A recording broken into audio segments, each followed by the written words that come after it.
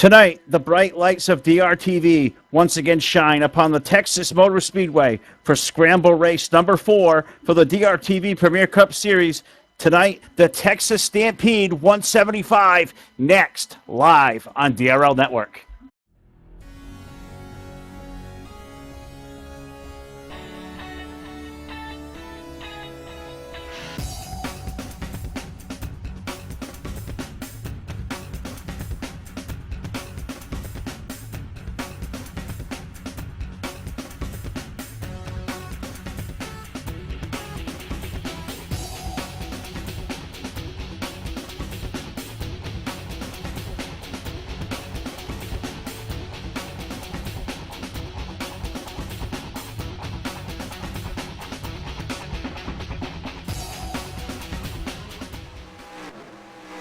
And we welcome you to DRL Network's live coverage of a DRTV Premier Cup Series. Tonight live from the Texas Motor Speedway.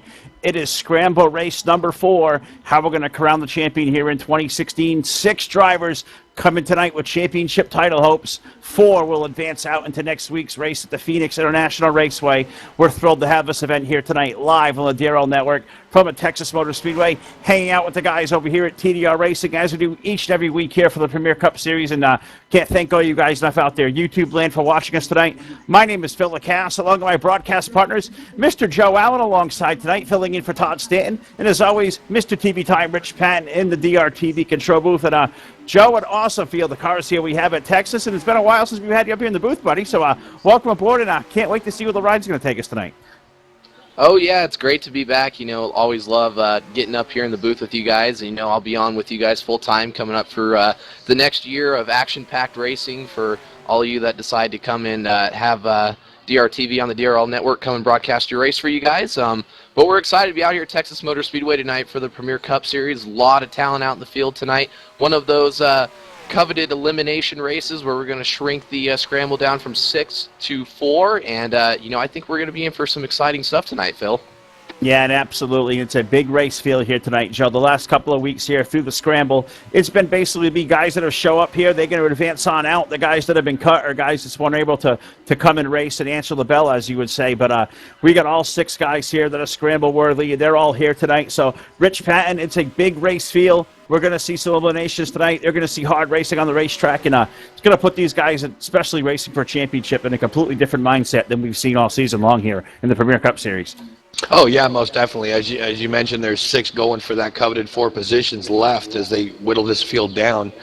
Being here tonight at the 1.5 quad oval, 117 laps around this track. They're running realistic damage. 2x tire wear. Pit window seems to be between 30 and 33 laps.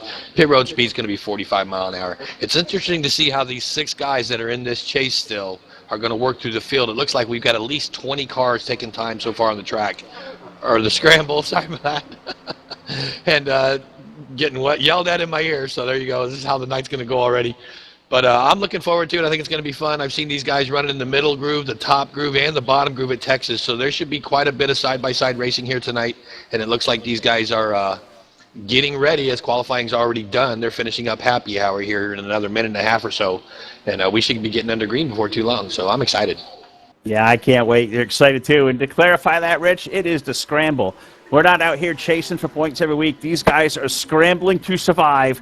The fastest 4 of these 6 drivers eligible tonight. These guys coming in, a list of names we all know we followed here all season long. The likes of defending series champion Derek Justice, heavy hitter Robert Bauckham, the number 15, Matt Watkins, a multiple-time feature winner. The likes of Ryan Johnson, Ken Hansen, those 2 guys had a great year. And also Steve Looney, a dark horse, has found his way into the Super 6 here. So this is going to be a tremendous race here tonight. 4 out of those 6 drivers, the highest finishing 4 of those are going to scramble on into next week in Phoenix. And Joe Allen, I mean, you're a guy up here. You win a lot of races. You come out there and run around with us in this community. If you're one of these 6 guys out here, what kind of things are going into the back of their mind as they roll through this field tonight? Because I think we have a field just about 20 cars strong. It's going to be a strong field here. Stay out of trouble, I think, is the biggest one. We gotta. It's almost like a winner-take-all scenario. You got to be one of the top 4 finishers out of these 6 guys that are out there. So I got to believe you want to be somewhat patient in the beginning, save your stuff, keep the fenders straight on it, but you got to believe that come down to the end of the race, you're going to see guys making moves that they probably wouldn't normally make throughout the regular season here, because they know that they have to put themselves into position to be in front of at least two of those other guys that they're in the scramble with. Now you look at these guys that put some qualifying times up. You know, guys we haven't seen in a while in the Premier Cup Series. I know Maverick Morrow, we've seen him last week, but guys like Mauricio Bedoya, we haven't not seen him in quite a while, Joe. These guys out there waiting for checkered flags. I mean, how much different are those guys' mindset versus these guys in the scramble out here? Oh, those guys they're winner take all. I mean, that's the easiest way to go ahead and explain something like that. I mean, you got a lot of dark horses out in the field now that are really going to, shake things up for these guys that are out there running for a championship. And, you can't hold any, you can't pull over for those guys that are running for a championship, essentially. They have every right to be out on the racetrack just like everybody else does. And, there's a lot of fast guys out there that aren't a part of this scramble that are more than capable of winning races. So, Phil, it's really going to go and turn things around, and it's going to make things really interesting for this race that we have scheduled for tonight. Yeah, we're going to go 117 laps around the Texas Motor Speedway. Scramble race number 4. They're going to be 2 left after this evening. 4 drivers to transfer on in a heavy, heavy stacked loaded field here tonight. 21 drivers to take the green flag. And Joe Allen, they're about to start onto the grid, so let's just dive straight into the starting lineup. All right, we got starting on the pole, that number 57 of Maverick Morrow, and to his outside, the 02 of Blake McCandless. Rolling off from inside row number 2 aboard the number 92. That's the high side hustler Martin Karch. And to his outside in the 68. Been a while since we've seen him in the Premier Cup Series. Feature winner this year, Mauricio Bedoya. And rolling off in that 5th spot, the number 72 of Isaac Johnson. And rolling off in the 6th, one of those scramble drivers, the number 18 of Robert Baucom. Row number 4 tonight, we find a row full of scramblers here. On the inside, the 109, a dark horse, had a tremendous season in Premier Cup this year. The 109 of Ken Hansen. And to his outside, defending series champion, 9-time winner in the Premier Cup Series, the Baskin-Robbins 31, AI, Derek Justice. And rolling off 9th tonight, we have the 110 of Dennis Chambers. And to his outside, piloting that number 21, Kelly Horner. Row number 6, we find the driver of the 59, 2 scramble drivers in row 6. First off the 59 is Ryan Johnson, and to his outside in the 121, feature winner of his season, that is Steve Looney. And rolling off in that 13th position, the number 69 of Keith Patton. And to his outside in the 14th position, the always aggressive driver, number 71 of Bruce Heil. As the command of fire engines has been given, the Texas Stampede 175 rolling through the starting lineup. 15th starter tonight aboard car number 210 from Insomniac Motorsports. That's Fast Eddie Lee. And to his outside in the number 15, a scrambler here tonight, 2-time feature winner, Matt Watkins. And rolling off 17th, a very familiar face and a dear friend of ours, is that number 22, Gary Piccolo. And to his outside in the 028, that's Monty Keller. Welcome back to Premier Cup Series aboard the car number 99. That's our friend Don Dangler. Been a while since we've seen Don here on DRTV. And to his outside in that black number 3, that's Joey DeMann. And rolling off 21st, it would be myself and Phil Lacasse. However, we're going to go ahead and skip our row, and we're going to go all the way down to the 90 of Jack, and then to his outside, the 108 of John Palmer. Yeah, it's your full field starting lineup. I believe we're going to have 21 cars. Not sure Jack is going to take the field here tonight. Jack in the admin chair, as always, over here at TDR Racing. So 21 cars, Joe Allen, to take the green flag. 117 circuits. It's a long race around the Texas Motor Speedway. These guys about set to get the green flag, but what do you think these guys in the front row, Joe? Guys like Maverick and like Blake, what are they thinking here on this initial start? Whoever can get out front's got the advantage. That's what I would be thinking. I mean, you got to believe, you got to be conservative. If we have the ability to get some green flag laps here, it's definitely going to be some sort of a tire conservation race. As they come down through the trial here, we're going to take the green flag as Maverick Morrow takes them down to the green flag, heading down the front straightaway. Green flag in the air. We'll put the Texas Stampede 175 underway. It's Maverick Morrow. He's going to sprint out to the race lead. Martin Karch at the inside hole shot move. He'll pull up to the runner-up spot. The battle now is going to be for that 3rd position between Blake McCandless and the 02, and that appears that the 68 of Bedoya. No, that may be the 72 of Isaac Johnson. Those 4 cars breaking away, Joe, is turn 3. Yeah, pretty much single file as we all got all sorted out through that first corner. A couple double file action going on in the back of the pack, but all singled out here towards the front. Maverick Morrow leads the way down into turn 1 as that 92 of Martin Karch all over his bumper here, trying to see if he can make something happen and get himself out front to lead some laps here, Phil. Yeah, he's all over the back bumper of Maverick, as you said, as they head down the back stretch toward turn number 3. Just riding along in the tire tracks. Maybe be a little early in this going here, Joe. The fuel window tonight, 30 to 33 laps. Thinking the tires can probably hold that long as these guys take care of them. And as we say that, a race for the lead. Here comes the 92 to the low side. Yep.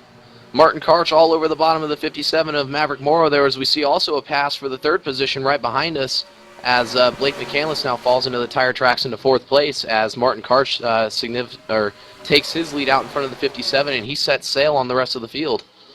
That 92 looks beautiful out front there, those orange colors there. Maverick Morrow, our pole sitter, now back to that 2nd position. Car on the move in the early going, the 72 of Isaac Johnson. He started the race in that 5th spot. He's worked his way all the way up to 3rd. He's passed some very, very fast race cars, and he's on the move, Joe. He's all over the back bumper of Maverick now down the back straightaway. Oh, yeah. Isaac, always a threat to run up front and be a contender at the end of the race. It's good to see him having a good night early on here. Obviously, you know as well as I do, long way to go. It'll be interesting to see what guys decide to kind of run their stuff out up front here and see if they can maybe pull away from the rest of the field. What guys are going to be a little more conservative here, maybe save some tires if we can get a long green flag run here, and who knows, maybe get some pit stops, Phil. That would be certainly an interesting shakeup into this race to see some green flag pit stops here at Texas. Well, it would be completely indicative of what we didn't see here. We were here in the springtime. We were on DRTV from the Texas Motor Speedway just about 6 months ago, and the race was won by Matt Watkins, the number 15. He also started deep in the field in that race as well, but that race was slowed by 10 caution flags, so there was certainly not a lot of green flag racing there when we were there in the spring, but certainly looks like through these first 6 laps, Joe, it's certainly a very fast racetrack, very racy racetrack. Is Martin now with the race lead, but he's got a mirror for Maverick Morrow. He is all over the back bumper in his tire tracks as they exit turn 4. It certainly is. You know what? This setup, little touchy on cold, fresh tires there, but once you get some heat in the tires, setup does come to you as a driver.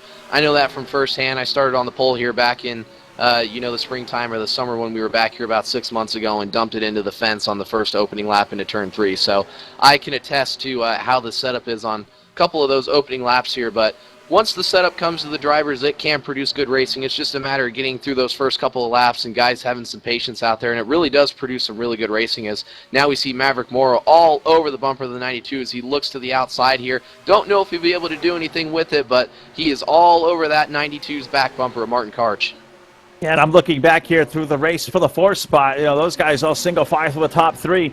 The race for 4th has been really good. Now the race for the lead starting to heat up there. Maverick with the move on the Martin Karch machine. That's going to be a side-by-side battle for the lead, Joe, off of turn 4. Yeah, we knew that Maverick wasn't going to hang too tight back behind Martin Karch there for a little bit, but then we got that 72 Isaac Johnson all over the back bumper of those two as he's looking to pounce on both of those guys and maybe get himself out into the lead as well, Phil.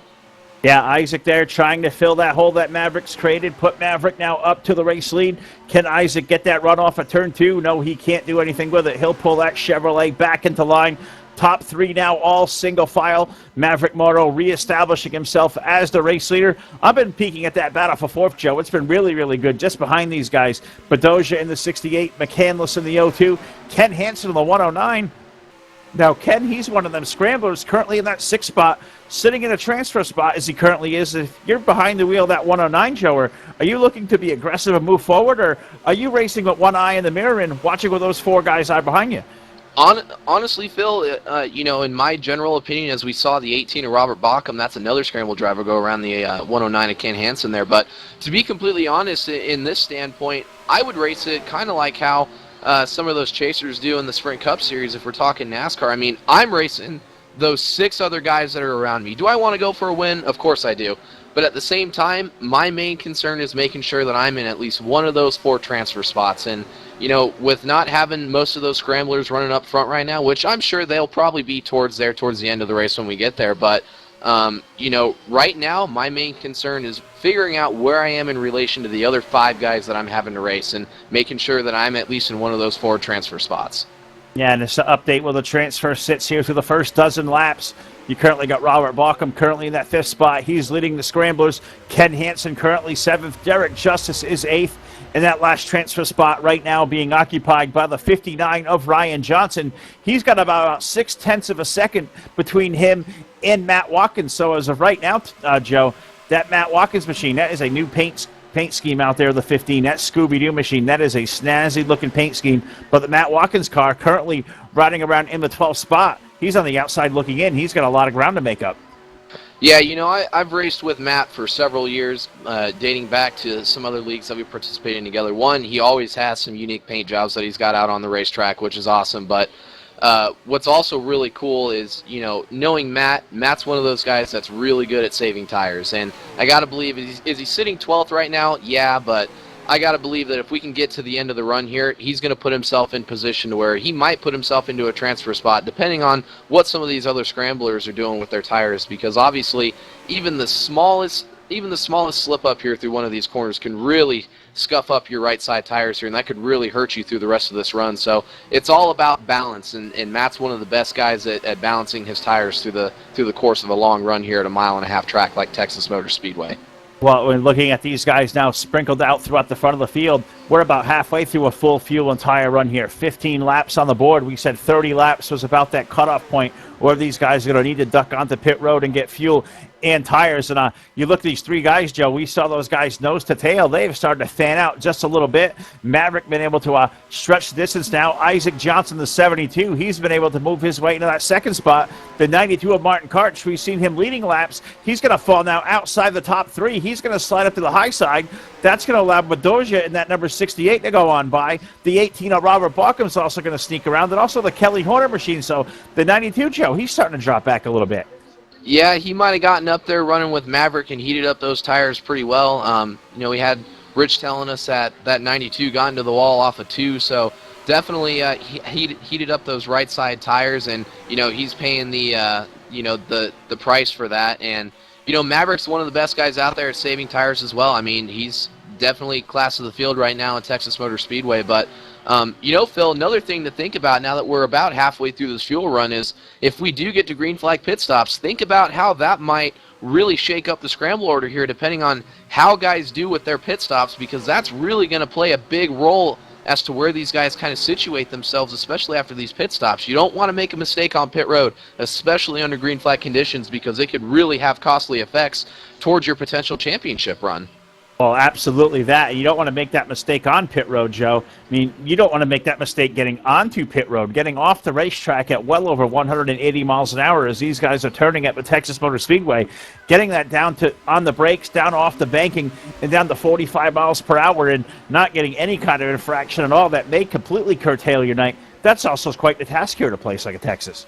Oh, exactly. And, Texas Motor Speedway has one of the hardest pit road entrances that you could possibly have, because you have guys that are running through the middle of these corners at 185 miles an hour, and you're still on the racing surface when you're having to get slowed down to make that sharp left-hand turn to get down onto pit road. So not only is it a hazard getting on there, getting yourself slowed down, but you're a hazard to the remainder of the drivers that are on that racetrack, and you got to make sure that you don't get run over. And I know in my experience racing at the Texas Motor Speedway as well as broadcasting some of these events, that's definitely one of the biggest things to look out for, is making sure that you don't get run over from behind, because some of these drivers don't pay attention. No, and certainly one of the many, many factors we look into here tonight, the DRTV Premier Cup Series Scramble Race number 4 at the Texas Motor Speedway. 21 laps of 117 on the board. 6 drivers come into this evening's event with championship hopes still alive. 4 drivers, the highest finishing of those 4, advance to the Phoenix International Raceway for the semifinal race next week. 4 drivers will be dwindled down to 2 as they head toward Homestead. But certainly here at the Texas Motor Speedway, clean and green through the first 22 laps of this race. And as we documented, Joe, the class of the field appears to be the 57 of Maverick Morrow, but one driver completely on the move, the 18 of Robert Balkum. He started down deep outside the top 5, Joe. He's asserted himself up to the 3rd spot and appears to be the fastest car on the racetrack. Yeah, Phil, Robert Balkum is probably one of the most patient drivers you can run around in this series and in other leagues if you ever race against him in other leagues. One of the best at short tracks, I'd say, that I've ever had to race against, or pretty far up there on the list at least. But the guy is really good at saving his tires, and it's showing right now. He's getting all over the back bumper of that 72 of Isaac Johnson, and soon, once he gets around him, depending on how long that takes, if he does, he's going to set his sights on that 57 and take himself to the lead. As we also see another hard charger, the always fast number 31 of Derek Justice, definitely one of the favorites in this field tonight as well. Yeah, he's just been biding his time back there. Has that 31. He's just hasn't been much of a factor here up front. He's currently got that 31 now all the way up to the 4th spot as he starts to move his way forward. Worked his way around the Kelly Horner machine. Is Kelly having a great solid top 5 run here, Joe. We know Kelly. We've known him for years. He's one of those guys, as you said, just like a Robert, great at saving his equipment, saving his tires, and finding his way to the end of one of these things. But as we look up toward that top 2, it looks like the 18, he's been around that 72 in the Robert Baca machine, Joe. He is on the move. It may be about 2 or 3 laps before Maverick Morrow may see his next serious challenge here. We're probably about 5 laps short of pit stops. That's exactly right, and these guys are all positioning themselves to put themselves in the best spot they can possibly be in for these green flag pit stops if we get there. Another mover up through the field right now is that 02 of Blake McCandless. I've known Blake McCandless since probably 2009 at least. We've been teammates for years and years and years, and I can personally attest that Blake McCandless is actually the one that taught me how to save tires. So he's always a threat on long green flag runs like this. As he's getting run underneath that 31 of Derek Justice, and he clears him as he now sets his sights on that 72 of Isaac Johnson. So don't factor out the 02 of Blake McCandless or many of these others that are really surging towards the end of this run right here. As now Blake McCandless makes a move underneath the 72 of Isaac Johnson, sets himself into that 3rd position, and he's really set himself up well for these green flag pit stops coming up. So as we stated at the beginning of the show, Phil, the guys that can save their tires are really asserting their dominance here, but still, class of the field's at number 57 of Maverick Morrow. He seemed to have found the balance. He was able, as we got a wreck behind us, it looks like, we'll go ahead and that'll throw us under our first caution of the night, so we'll get that queued up for you viewers when TV Time Rich is ready for that. But to go back to reiterate what we were saying there, that really goes back to Maverick Morrow was able to assert his dominance early on, save the tires as long as he could, and it was able to really maintain out front there for as long as he did. And, that's really the key to this is, be fast enough to keep yourself out front, but be smart enough and smooth enough to save those tires as best as you can so you don't slip and fall like we saw with the 92 of Martin Karch. Maybe burned him up a little too early, and he suffered the consequences of doing so. Well, yeah, and you mentioned Martin there. He had to come to pit road. He fell 2 laps down. He'll be the benefactor of this caution flag. He'll get one of those 2 laps back with the lucky dog, but the yellow flag out for the first time tonight. 28 laps of 117 up on the board, and these guys were just on the outside of green flag pit stops. We were getting that all ready to go down here, and we're trying to see where these guys are going to come sort out, but they're going to all come to pit road for 4 fresh tires, get these things packed full of fuel. So why they do that, let's throw it down to Mr. TV Time, Rich Patton. Got our first DRTV replay tonight. Go, Rich. Yeah, I didn't know how long this was going to take to get here, get a replay going on the road here, but these guys finally pulled off a caution. Tough break for them. It was coming right into the pits, but we're going to keep our eyes on the 72 of Isaac Johnson. Looks like the 21 of Kelly Horner may have made a little bit of contact. We're watching the gray and black car right behind the 31. That's going to be the Baskin-Robbins of Justice. They're both going into the corner, bumper to bumper. Horner down low. Looks like a little contact right there. That's going to spin Isaac Johnson up, back towards the wall. He backs it into the wall, keeps it up by the wall. Realistic damage once again. So Johnson's going to have quite a bit of damage on the back end of that car tonight. I don't know how it's going to affect him, but he kept it up there by the wall. Everybody else was able to get around him nice and easy. Definitely flat spotted some tires as he's locking them up, trying to get to a complete stop there and get that car pointed in the right direction. But tough break. A little bit of contact between the 21 and 72 puts Johnson in the outside wall. Back up to you guys. Yeah, and looks like a very dejected driver of that number 72 as well. That car going behind the wall looked like the driver taking off the steering wheel. And 72, Joe, he was certainly a rocket ship. And unfortunately, when you hard race like that, especially at the end of a fuel run there, contact happening there. And unfortunately, Isaac looked like his night may be done. Yeah, it's unfortunate. Had a really fast car up there, was really biding his time, hanging with the leaders there. And, that's just the benefactor of close racing like this on old tires. Guys are slipping and sliding around, and he just happens to be the unfortunate circumstance of that. But, under this most recent round of pit stops, we got a shakeup with the lead where it looks like I didn't see anything more than, 4 tires going down pit road, but we got a lead change with the 18 of Robert Bockham actually beat the 57 off of pit road, so he'll assume the lead here when we get back to green flag racing. Yeah, we'll have to reset the running order as these cars have all left on pit road, but under yellow flag number 1, scramble race number 4, 30 laps into the book, and just updating what all these guys in the scramble have been doing is so far. And a guy who's been right around that scramble line there, the first car right around there, the 109 of Ken Hansen. Let's see if we can't catch up with the driver of that Coors machine. Ken, it's Phil from DRTV, buddy. Copy. Hey, how you doing? We're doing fantastic, man. Looks like the racing so far through the first 30 laps, really, really intense. Looks like we get a solid two-groove racetrack and a really good setup. What's it been like out there so far? Treacherous. Let's put it that way. Racing in pack here. Now, Ken, you come in tonight. You've had a solid season at this point. You've put yourself in scramble position here, down with 3 races left here to go. We certainly have our first elimination field type race here tonight with all 6 of you guys out here. How different does that make you charge this racetrack and charge the competition? How much different would you charge this thing than a normal night? I'm just trying to advance. That's all I'm trying to do. Stay out of trouble and advance. So how cognitive are you about these other 5 guys out on the racetrack as far as the scramble is concerned? Are you peeking at them, or are you looking at the guy out your windshield and trying to run him down? Oh, I'm definitely seeing where everyone's at, but I'm also trying to just hold bay where I'm at. All right. Well, Ken, just wanted to get an update for everybody out there that was asking about you in the 109. You've had a tremendous season here in 2016, and we'll be cheering for you to get yourself out of this thing. So good luck the rest of the night. Got a lot of laps here left to go, but looks like you get a really solid race car. So thanks for a few words, buddy, and good luck. Thanks, guys. All right. Ken Hansen in the 109 out there. Had a great run here, Joe. He was leading that scramble field here, for that first little run. Yeah, definitely having a good run out there in the Premier Cup Series out here, leading the scramble. But it looks like we got all these guys lining up single file. For those of you that are just tuning in for the first time, the Premier Cup Series on Saturday night, they do single file restarts here. We did have a little bit of a shake-up in the running order. We have the 18 of Robert Bauckham assuming the lead. The 57 of Maverick Morrow is now second. The 02 of Blake McCandless will roll off third on this restart, followed by the 31 of Derek Justice, and the 68 of Mauricio Bedoya will roll off fifth here for this restart. So that'll run out your top 5, and see that scramble driver of Derek Justice up there. So he will assume the scramble lead now for this restart, as we got a lot of guys still in contention here. It'll be interesting to see what kind of moves are made on this restart, Phil.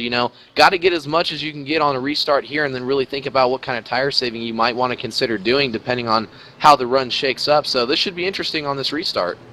Well, we've seen who those fast cars on the first 30 laps under green. We saw who was going to save their tires, who the fast cars are going to be. Maybe any kind of adjustment. Green flags up in the air. We're going to restart this race now. 31 laps up on the board. And a new race leader, as Joe is talking about, the 18 of Robert Bauckham for the first time tonight. He's going to pace that field for the first time off the restart. He's off the high side off of turn 2. Yep, that 18 slips up the hill just a little bit as that 57 takes a peek down to the bottom, down the back straightaway. He's going to have the preferred groove going down into turn 3 as that 02 of Blake McCandless is going to follow right in his tire tracks.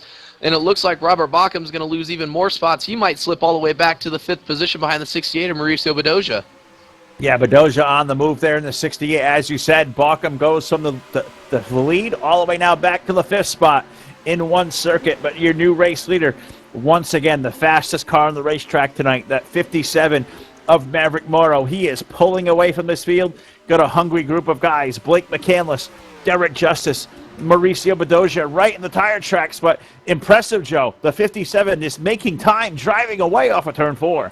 Oh, yeah, that 57 Maverick Morrow, arguably probably one of the top premier quality drivers that's out there in this NASCAR 2003 leagues around the community at least, and he's really flexing his muscle out here as he's pulling away from that 02 of Blake McCandless. But like I said on that last run, he was able to get out there and basically utilize that clean air out there to stay out there and save tires while he was doing it, and that's something that's really beneficial for him to be able to do. So we see single file from that front car to about the 6th spot or so where these guys are single file, and see a little bit of side-by-side racing in the back here. But that 57 of Maverick Morrow still pulling away with that lead, and nobody is looking like he's contesting with him.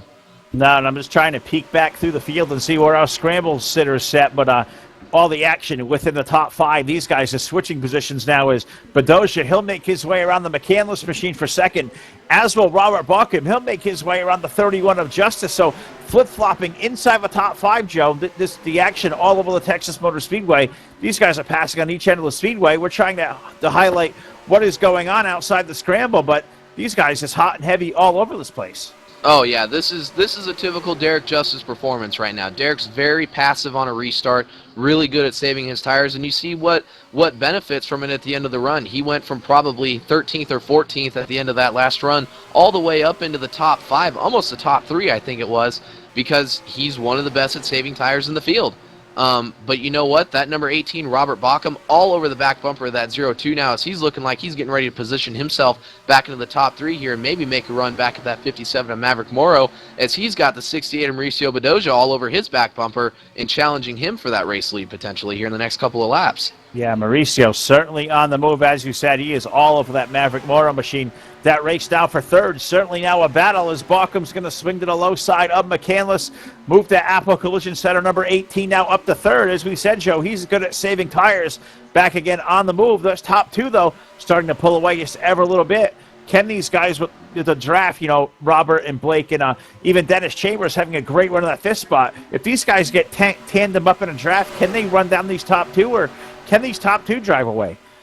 I don't think the top 2 will drive away. You got to factor in tire wear, as we see the number 110 of Dennis Chambers actually go around the 02. So the tandem draft not exactly in his book of cards, as he's looking to move himself towards the front as well. But you know, the draft it plays such a role here in with tire wear. I don't see those front 2 driving away too quick, as we see the 110 all over the apron now. He's going to open the door for the 02 of Blake McCandless to go right back around him and resume his spot in the 4th position now. But and now it looks like Dennis Chambers is actually going to lose even more positions, as he's going to get freighted by these guys behind him after that mistake through the middle of 3 and 4.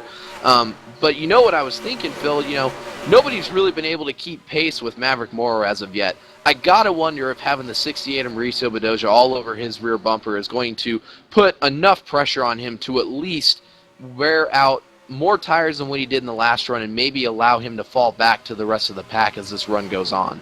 Yeah, that's a really, really great observation right there. Is, you know, Mauricio certainly he's certainly a driver who can put you to the test, as you will, and he's got Maverick there looking out the rear bumper there. As I see a caution flag on the speedway, Joe.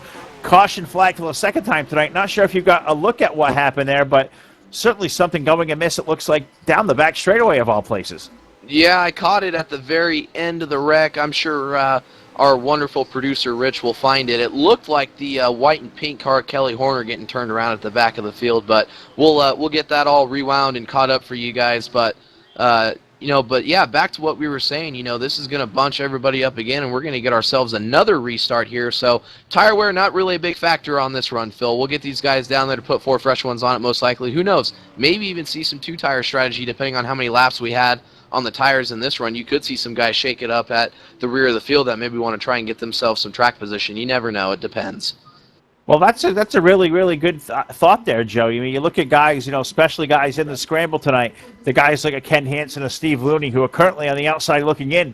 Do they maybe play that 2-tire call? We'll have to look at that on pit road and see what happens. But let's see what put us under yellow flag number 2. So let's go down to the booth to Mr. TV Time, Rich Patton, and see our DRTV replay. Yeah, there was actually quite a bit of excitement that started this one off as I went back and watched through the replay. We're going to keep our eyes on the 21 of Kelly Horner, as he is going to be the end result or get the worst of this ordeal. But also keep your eyes on the 21 right there and the 30 or the 92 of Martin Karch. Fast Eddie Lee in the 21 does an amazing job. We'll run this slow motion. He gets a little bit down on the apron and gets this thing sideways. Might have had a little help from the 92, but Fast Eddie Lee saves it. But if you notice, everybody behind the 92, Kelly Horner and the number 3 of Joey DeMann, they're going to check up hard. Joey's going to tag the back of Kelly Horner. That's going to send him around. Martin Karch is able to get away. Joey DeMann also trying to keep from going up into Kelly Horner as well, as Kelly Horner's doing a solo spin down the backstretch. Everybody else is able to get around there. Fantastic driving by everybody, including Eddie Lee, which actually started this chain reaction up front. Tough break for Kelly Horner. Got a little bit of a bump and banging up against the wall. Everybody's flat spotting tires, but heck of a driving, and you know, everybody involved. Good job, good eyes. That's racing at Texas, guys. I don't know what else to tell you. Back to you. No, that's certainly racing at Texas there, Joey. They come off these corners, you know, accelerating at well over close to 180 miles per hour. When something checks up in front of you like that, you almost feel helpless if you're just like a car or two behind that wreck. It's a narrow racetrack at these high rates of speed, and it's so line sensitive. Not sure much more you can do to miss one of these things. It certainly makes for a hairy situation. Oh yeah, getting a car wound down from 185 mile an hour to 45 to 50 to 60 to miss a wreck like that, well, probably one of the hardest things you can do on a racetrack like this, especially with the way the setup is made and how the tires wear through the run. It gets really treacherous. So, that's just racing, unfortunately. Sometimes you're just the benefit, or not even the benefit. You're just the unfortunate cause of being involved in something like that. So, everybody will get turned around, get straightened out, hopefully get as much damage as they can get fixed, and go on from there, and hopefully still be able to contend for at least a win, or top 10, top 15. We were looking out there just through that last replay there, and I was going back looking through it as I get to see this all on a delay here as we go live and get to see what Rich gets to show you guys out there in YouTube land. But just looking out through the field there, that was one amazing save by that number 210 of Fast Eddie Lee. And I want to see if we can't pick the brain of the 210 and see what he was thinking right there. Eddie Lee, Phil from DRTV, buddy. Do you have a copy? Yes, sir. How are you tonight? We're doing fantastic, buddy. Looks like you may have the All-State Good Hands Driver Award right there. What was that like driving through that wreck? That was quite a save. Well, it was a bit scary for a second there. So tell us, Ed, not being a scramble driver, it's a completely different realm for you out here tonight. You're out there racing for a checker flag and looking for a great finish. But tell us out there through these first 40 laps or so, how's the racetrack been? How's the setup? Looks like it's been a really raceable racetrack. Oh, it has been. Racetrack's great. Setup's great. Speaking of the devil, I've been finding myself around all the contenders out tonight. So I've just been laying back, taking it easy, and trying not to create any trouble out here. Well, Ed, you've had a good season here as well. I know not the season you were hoping for, but you put some solid finishes here together recently. And so far, it looks like you had a pretty solid race car. So good luck the rest of the evening. And Fast Eddie Lee, we'll talk to you again here real soon on DRTV. Thanks for a couple of minutes. Thank you.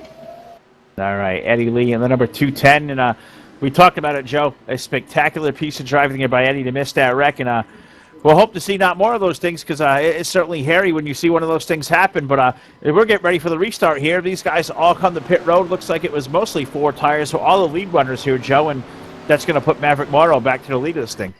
Yeah, we saw the 69 of Keith Patton. Looks like he took fuel only, but I think he was plagued by a pit road speeding penalty, so that'll put him all the way to the back, unfortunately for him. But same old with the 57 of Maverick Morrow out front. He'll take us back down to green when we go to take the green flag here down into 1 and see if maybe that 68 of Mauricio Bedoya can do anything with him, maybe potentially get himself out into the lead early on and, see what the 68 can do with the 57. So far it's been 57 class of the field, so who knows, Phil?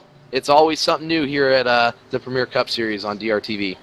Absolutely right. And the big benefactor of that yellow flag once again, Martin Karch in the number 92, was 2 laps down. He'll find his way now back to the lead lap with 2 lucky dogs. His green flag is in the air, and they're racing back toward turn 1. Yep, Maverick Moore on that 57 going to take him down into turn 1. We see the 02 of Blake McCandless shoot underneath the 18 of Robert Bauckham. He's going to move up into that 3rd position.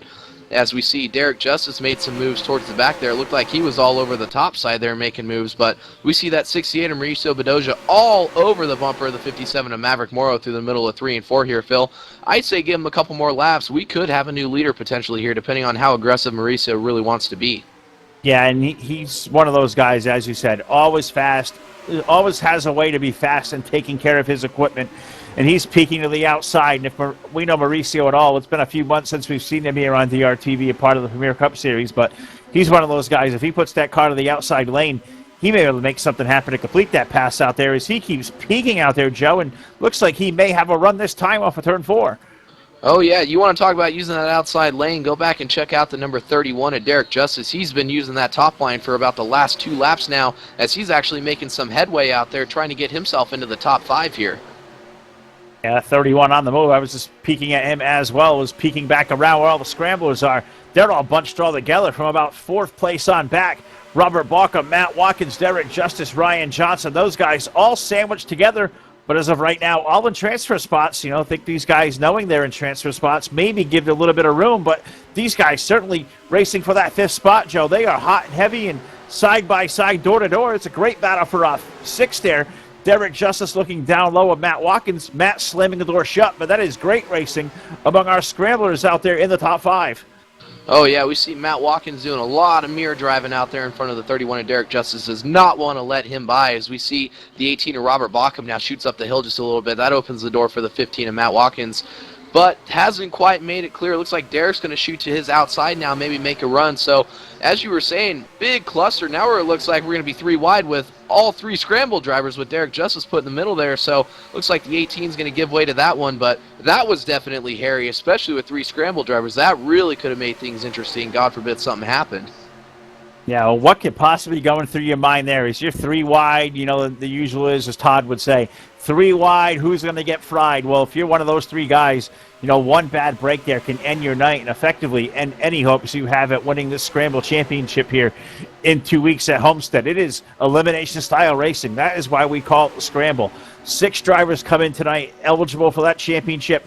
The top 4 finishes out of those 6 advance into next week at Phoenix.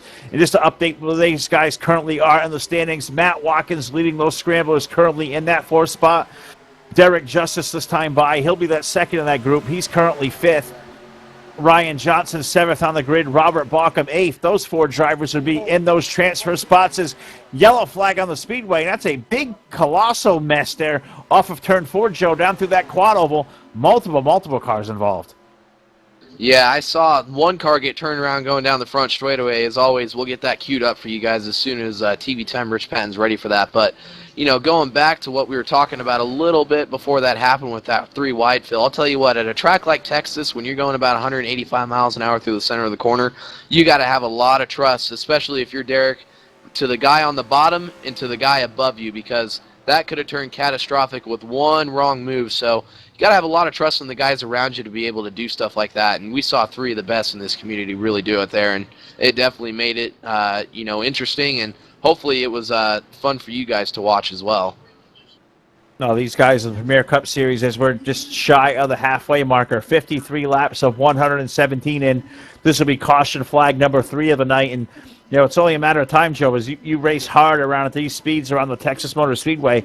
These guys looking to be 3 wide. Definitely got a multiple groove racetrack here tonight. These guys able to pass and make time all over this place. And unfortunately, when stuff happens around Texas at these race speeds, it can certainly tear a whole lot of cars up. And let's not talk about it. Let's show our viewers what happened there. So, Rich, show us what happened here. This is a wild replay, I think. Yeah, a bunch of stuff going on in this one, too. We're going to keep our eyes on the 71 of Bruce Heil as they come through the front stretch. We'll run this through a slow motion. Not sure what happened to Bruce's car, but all of a sudden he let off power or something, went up, tapped the wall a little bit. That's going to put him right down in the front of the track, and he comes right across Fast Eddie Lee's nose. Eddie Lee hits into him. That's going to hit off of Keith Patton, the 69 also. Eddie Lee's still staring at the wall while Joey DeMann slams him back into Bruce Heil.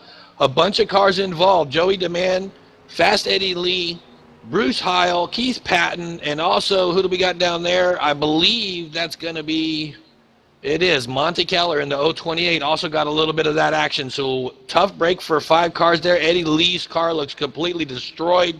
Hood is lift up on the front end of that car as well.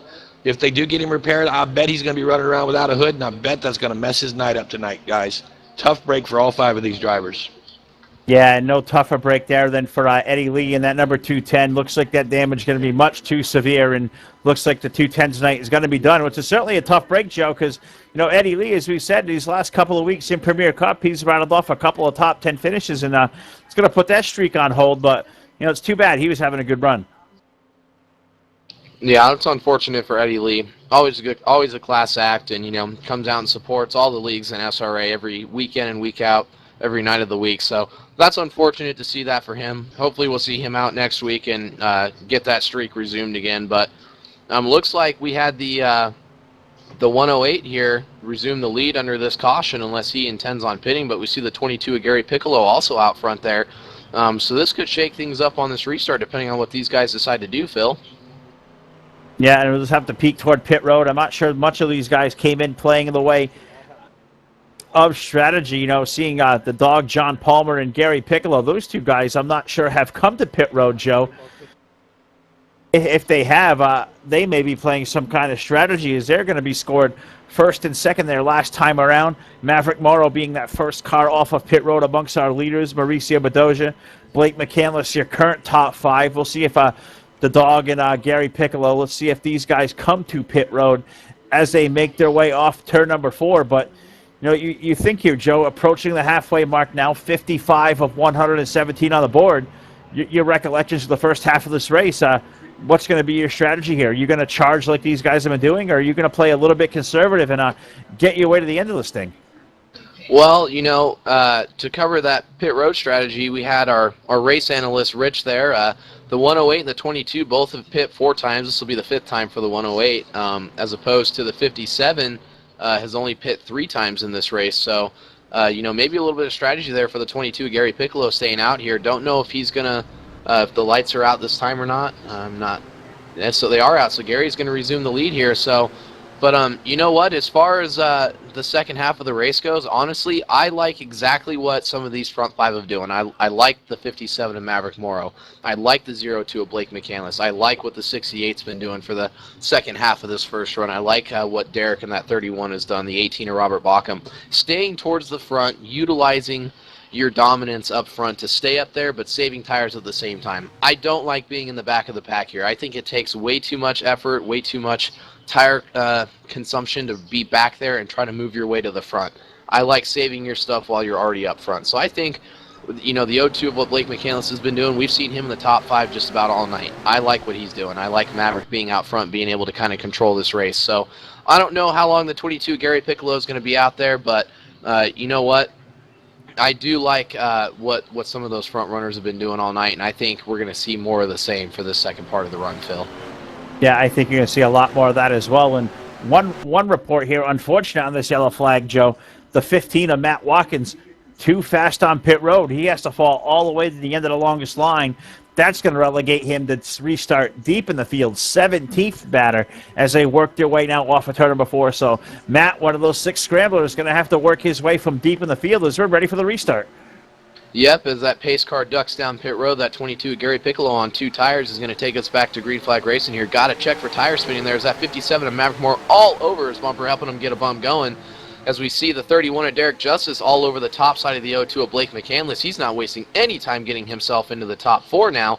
Now the question is, how long can that 22 stay out front of that 57 who's been so strong all night as he's looking to the bottom now, as you see the 22 all up into the wall down the back straightaway. Yeah, he did kiss that outside wall off of turn number 2, and he may split the field, maybe set them 2 wide as they work their way off of turn number 4.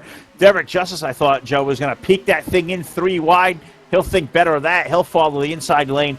He'll push the McCandless machine on by. That's racing for the 5th spot, but the 22 of Gary Piccolo, as we documented on those 2 tires, certainly not paying off there, Joe, but you don't do yourself any favor when you're going to play that strategy when you kiss the outside wall like that.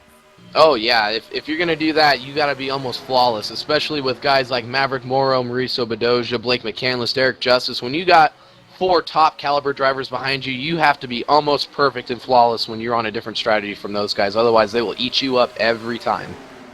Yeah, and we'll have to keep an eye on what's going on there. Updating our defending series champion, the guy who won the most races in the series, 9-time feature winner this year, the 31 of Derek Justice, is on the move. He's asserted himself now up to that 3rd position, and he's been keeping the fenders on that thing straight, Joe, and the 31 appears to be a hot rod as he's going to be chasing down those front 2 off of turn 4.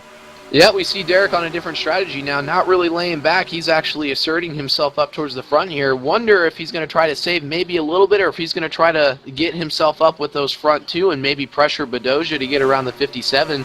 But, more of the same up front. We see that 68 still all over the back bumper of the 57. Got to wonder if he's going to try to go ahead and try to make a move on the 57, or if he's going to try to just kind of hang in behind him and really just use up his mirror and make him make a mistake instead of, working tough and hard to get around him.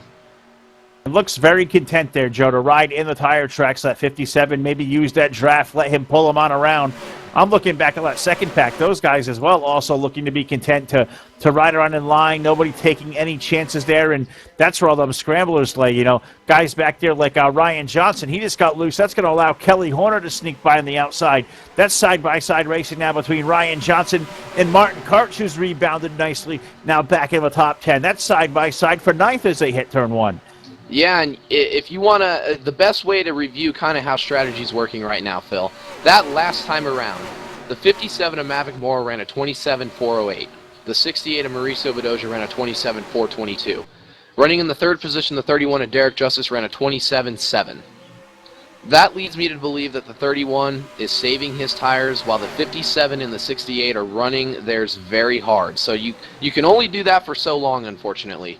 So I got to believe if it stays this way, we could see that 31 of Derek Justice swallow those guys up towards the end of the run if nothing else changes at this point. Well, we'll have to keep an eye on that, as well as, you know, we're about 8 laps into the restart. Those top two, Joe, they are starting to pull away ever so slightly. I've been keeping an eye back on this second pack here. We've got about 8 or 10 cars here, nose to tail. A little bit of lane switching going on there. I saw Robert Bauckham lost a position there to, looks like Kelly Horner there last time by. Also Martin Karch sliding on around. So those two guys, they were outside the top 10. They're marching their way all the way up now. Looks like to about that 7th spot in that 21 machine, Joe. We've seen him involved in a wreck a little while ago. Looks like his car certainly still strong, and he is on the move moving forward. Great rebound for Kelly Horner as we see those Team Crush teammates of Blake McCandless, Kelly Horner, and Martin Karch all near each other as they're trying to navigate their way around that 22 of Gary Piccolo. So got to wonder how long it takes those guys to kind of get themselves up to the front. We know Blake likes to save his tires. I know Kelly's pretty decent at it. We know Martin's very aggressive, so who knows how long this is going to take.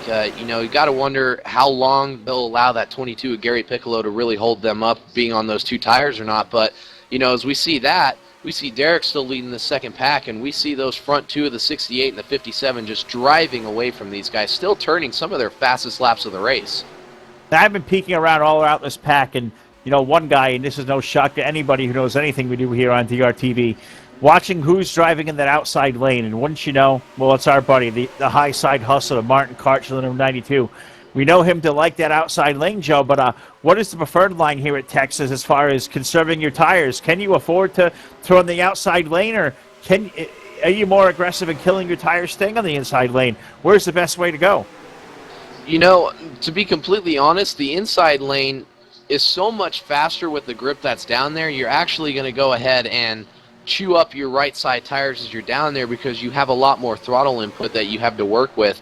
Riding that outside is actually going to save your tires, and as this run progresses, you'll actually see a lot of these guys kind of move themselves up to that top line because you're able to, one, keep a lot of momentum when you're up there, and two, it's a lot harder to have somebody on old tires pass you down on the bottom because they can't hold that momentum going up there. So as these tires wear, you'll actually see guys who favor the top side, like Martin Karch, actually use that to their advantage and really pass a lot of guys if they save their stuff well enough who know how to use the high line. So, it's just it's a matter of time, and, from my personal experience, running that bottom, something that definitely chews up tires more than it saves them at least. Well, and Martin, he's had a tremendous rebound using that outside lane. He was 2 laps down at one point in that 20th position. Martin now has worked his way now up to that 7th spot in that gaggle of cars in that second lane. Is these guys now all single file throughout the field of the much of the top 10, but Rich Patton about 2 or 3 laps ago, we've seen something spectacular. The 22 of Gary Piccolo looks like for a third time got into the outside wall, and it certainly made for some very, very interesting times. Yeah, most definitely. We're going to stay live up on the top left screen. On the bottom right screen, we're going to keep our eyes on Gary Piccolo as the race presumes. Let this thing roll out in full speed motion. We'll keep our eyes on the 22.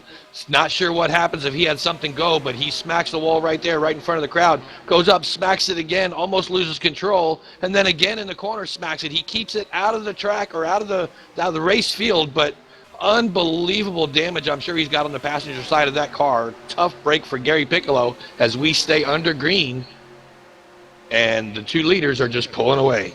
Back up to you. Yep, and as we go back to our live screen here, we actually saw, looks like the 57 of Maverick Morrow actually pulled down to the bottom on the backstretch and just pulled over and let the 68 go around him, Phil. So we see lead change. Looks like the 68 finally got the best of him and maybe had him wear out that stuff, so he's going to drop in behind the 68 of Mauricio Bedoya now and probably try and save a little bit of tires here to do something, or, who knows what other kind of strategy these guys might be thinking as we're coming down with about 40 or so laps to go, it looks like. You know what it is, Joe? I think we're playing the tire game all wrong. I'm hearing these guys just clutching these engines and backing off the throttle. Can these guys trying to make it maybe on one more stop from here? These guys, Joe, it appears to be conserving fuel out there amongst the tops two, which is a really, really good strategy if you think about it. Yeah, it's also very dangerous. I mean, we're showing lap 73 of 117. I think, this is really early to be doing something like this, or at least clutching-wise. This is something you usually see after you make that very last pit stop is, we see them doing this. We see the 110 and Dennis Chambers now closing that gap substantially. So this really actually, this could definitely make for an interesting, last portion of the race, but I definitely think it's possible. Some of these guys know how to save fuel, and if they can do it well enough, Phil, I'll tell you what, they can make this on a one-stop race. I've seen it happen before.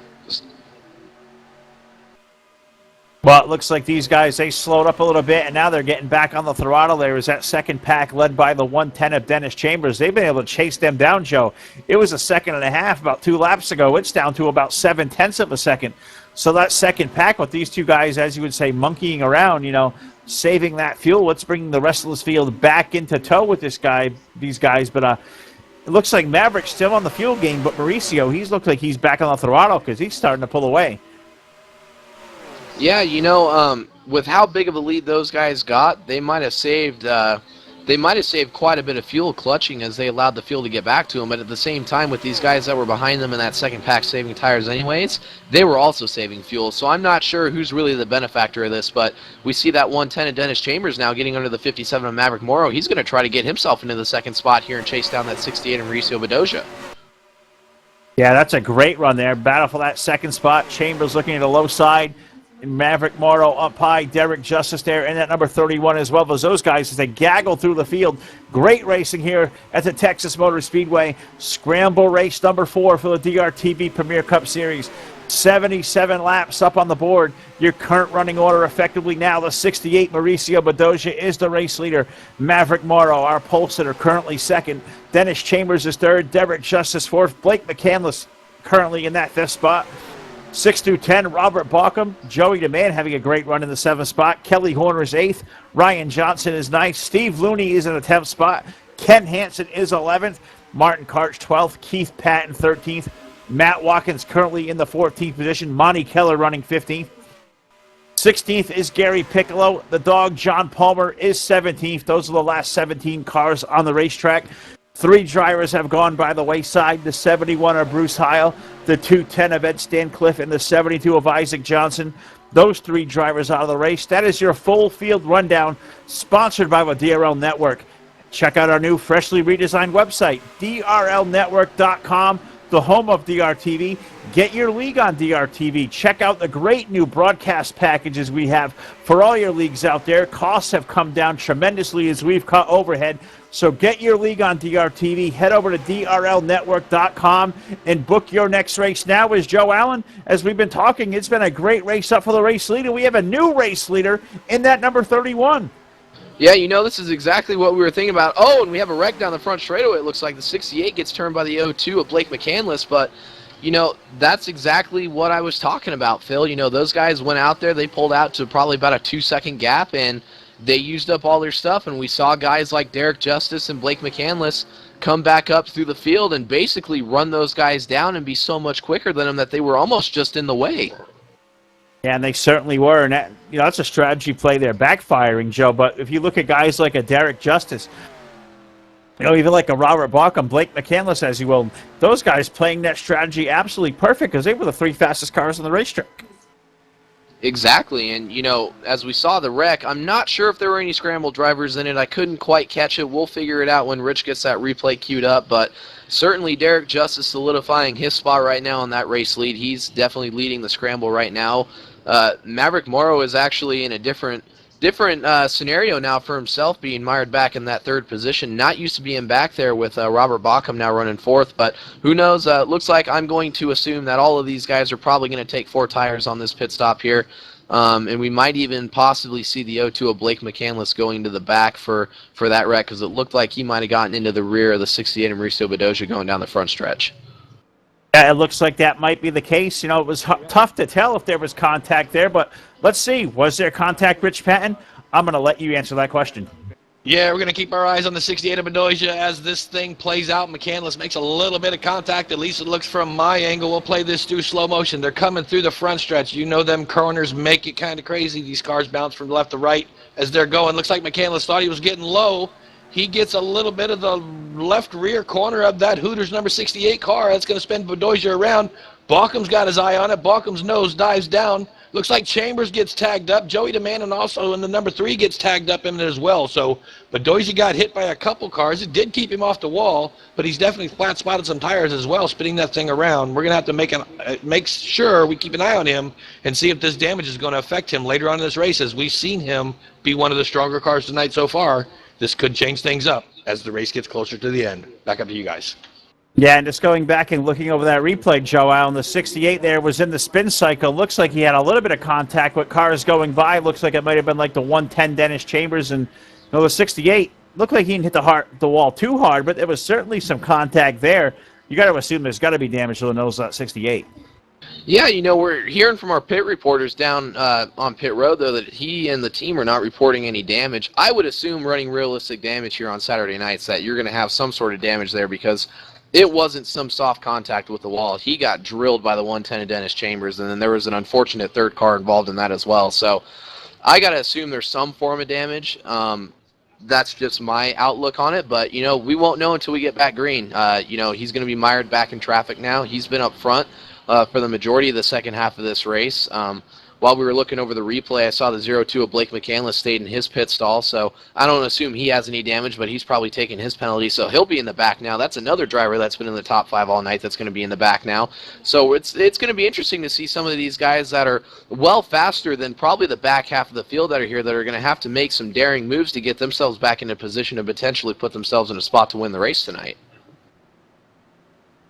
Yeah, and you think about, as terms of the scramble here goes, Joe, as we get toward the championship now, 2/3 of the way home of this race, 83 laps up on the board. And you look at that top 4, Derek Justice, Robert Baucom, Ryan Johnson, Ken Hansen, those guys playing strategy, Joe. Those 4 guys in the scramble, they would be the 4 drivers as of now to transfer on out. Maybe some different strategy being played to keep themselves in those transfer spots. And you know what? Back in 6th spot on the bubble is that 15 of Matt Watkins. So he's right there ready to pounce as well. So this is certainly turning out to be one hell of a show that we're putting on for our viewers. We could certainly have a shakeup between these 4 guys and figuring out who's going to get that last transfer spot. We haven't seen a whole lot out of Steve Looney. He's been kind of biding his time in the back, but that might be a strategy of his own, Phil. He might just be trying to keep the fenders straight. And, we've seen Steve be a strong presence here towards the front these last couple of weeks. So who knows? He could potentially make a run at it towards the end of the race.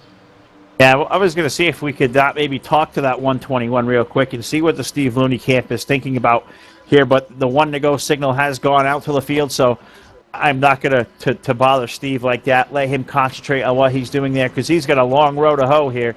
He's going to restart deep in the field. Looks like about that 13th or 14th spot. And as you said, Joe, these guys all coming onto pit road. It left the 31 of Derek Justice all by his lonesome. Weird strategy plays there, but you think 84 laps on the board, 117 the main event distance.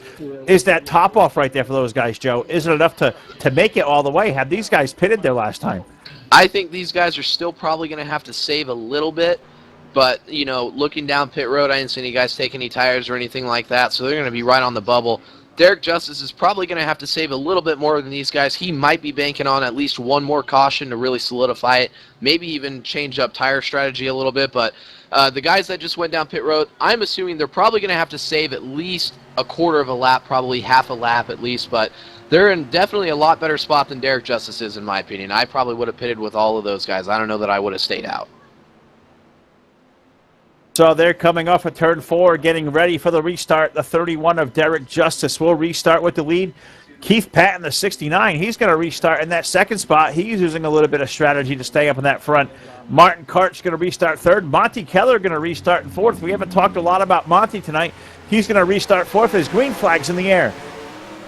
Yeah, and we see Derek Justice take us back to green. He's going to dive into turn 1. Phil, some of those names you read off, some of those guys not very familiar, or not familiar per se, but haven't really seen them towards the front of the field at all tonight. So a lot of faster guys that are going to be tucked in behind those guys. And with a guy like Derek Justice out in the lead, you got to imagine how long it's going to take for him to really get out front. As it looks like I saw Derek clutching there in the middle of 1 as we see the 92 of Martin Karch all over his back bumper now. Yeah, he is all over the back bumper, as you said. And if Derek is conserving fuel, if we know Martin at all, he is certainly not going to conserve. He's going to drive that 31 for all it is worth as he stays right there on the tire tracks. Derek almost clipping the apron off of turn 2. Now Martin getting loose there. Something going amiss there is it's going to stack up the whole field off that second corner. Oh, yeah, we see Derek definitely conserving fuel. That's the strategy of not pitting the last time around with those guys, and we know Martin Karch will run the heck out of Derek because Martin Karch doesn't really like to save fuel. You and me know that. So, you know what? These guys back behind him, we see Robert Bauckham already moved himself into the 4th spot. Got to wonder maybe how hard some of these guys are going to try and run Derek. Those guys that topped off are definitely going to be a little bit better on fuel than Derek is. So I got to wonder how hard somebody might try and run Derek to get him to use as much fuel as possible, which could really impact the scramble standings here if he ends up having to pit under green flag conditions. Well, think about it, Joe.